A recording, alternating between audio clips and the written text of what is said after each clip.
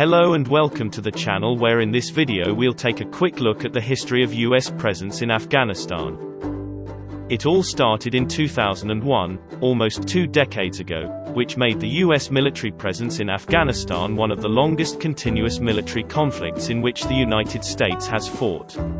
In other words, the US was in Afghanistan for a very long time. So, here's a quick look at some key events in terms of the scale of their presence in the country. US military action began on October 7, 2001. This came about when the Taliban refused to hand over al-Qaeda operatives who were active in the country to the US.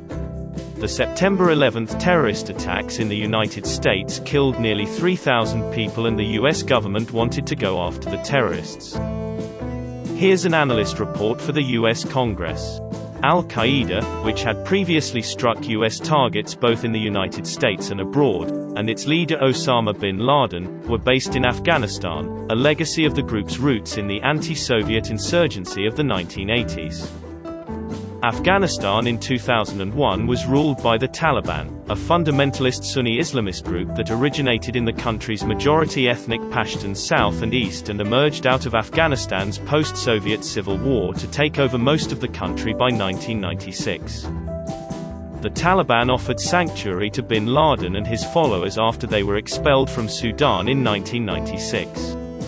The Taliban and al-Qaeda established what was later described as a mutually beneficial alliance, whereby al-Qaeda provided financial and armed support to the Taliban in exchange for freedom of movement in Afghanistan. Over 10,000 AQ fighters may have trained at AQ camps in Afghanistan. US military action began on October 7, 2001, with airstrikes on Taliban targets throughout the country and close air support to anti-Taliban forces in northern Afghanistan. Limited numbers of US Army Special Forces and some conventional ground forces began deploying in Afghanistan less than 2 weeks later. By November 13, the Taliban evacuated Kabul, which was soon retaken by those Afghan forces, known as the Northern Alliance, as US-backed Afghan forces drew closer to the southern city of Kandahar, birthplace of the Taliban movement and home of Taliban leader Mullah Muhammad Omar. Taliban leaders reportedly offered terms of surrender, including an amnesty for Taliban fighters who would lay down their arms. US officials rejected such an amnesty, and while many Taliban fighters and leaders were killed or captured by US or Afghan forces, others, including Mullah Omar, sought shelter in remote or rural parts of Afghanistan or escaped to Pakistan. In December 2001, Afghan delegates convened in Germany by the United Nations selected Hamid Karzai to serve as head of an interim national government, marking the beginning of post-Taliban governance. US officials declared an end to major combat operations in Afghanistan on May 1, 2003, though then Secretary of Defense Donald Rumsfeld said that pockets of resistance in certain parts of the country remain. In response to growing Taliban activity, the United States gradually increased forces to around 30,000 by the end of the George W. Bush administration. Under the Obama administration, the United States and its partners further increased international force levels, which peaked at over 130,000, of which around 100,000 were US troops, in 2010-11, but set a goal to end combat operations by the end of 2014. Though that surge was arguably successful in weakening Taliban advances, by 2010 the Obama administration came to assess that the conflict had no military solution.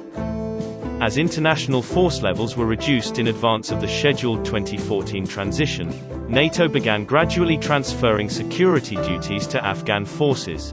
Afghan forces assumed full responsibility for security nationwide at the end of 2014 with the end of the International Security Assistance Force, ISAF, and the start of the Non-Combat Resolute Support Mission, RSM. That began on January 1, 2015. In addition to training, advising, and assisting Afghan forces as part of RSM, US troops in Afghanistan also conduct counter-terrorism operations. These two complementary missions comprise Operation Freedom Sentinel. In a February 2020 agreement with the Taliban, the Trump administration had committed to withdrawing military forces by May 2021. in return for which the Taliban committed to preventing other groups, including al-Qaeda, from using Afghan soil to recruit, train, or fundraise toward activities that threaten the United States or its allies. On April 14, 2021, President Joe Biden announced that the United States would begin a final withdrawal on May 1, to be completed by September 11, 2021. The rest, as they say, is history. So that's it for this video.